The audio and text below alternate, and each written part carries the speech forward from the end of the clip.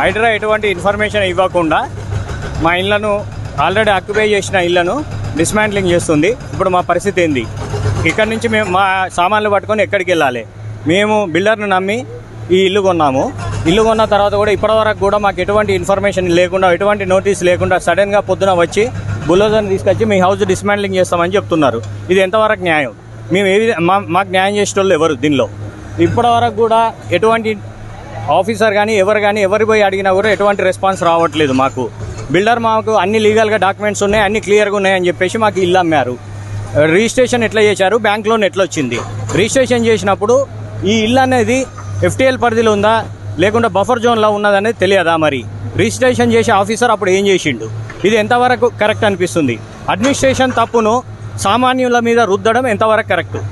ఈ అడ్మినిస్ట్రేషన్ చేసిన తప్పుల వల్లనే మాకు ఈరోజు రిజిస్ట్రేషన్ జరిగింది.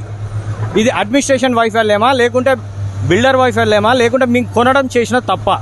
ఇది ఎంతవరకు న్యాయం? అన్ని లీగల్గా డాక్యుమెంట్స్ ఉన్నాయి, అన్ని లీగల్గా క్లియరెన్స్ ఉంది. మాకు ఇది ఎటువంటి పరిధిలోకి రాదు, మాకు క్లియర్గా ఉన్నదని చెప్పేసి మాకు అమ్మారు.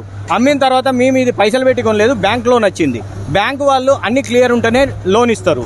మరి బ్యాంకు వాళ్ళు లోన్ ఏ విధంగా మాకు ప్రొవైడ్ చేసారు? బ్యాంకు వాళ్ళకు లీగల్ ఒపీనియన్ లేని బ్యాంకు వాళ్ళు లోన్ ప్రొవైడ్ చేయరు.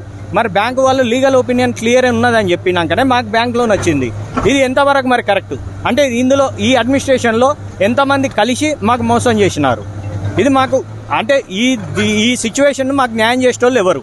కాబట్టి మేము మీడియా తరఫున విజ్ఞప్తి చేసేది ఏంటంటే ఆక్యుపై చేసిన వాళ్ళను ఎట్టి పరిస్థితుల్లో డిస్మాంట్లింగ్ చేయొద్దని మేము కోరుకుంటున్నాం.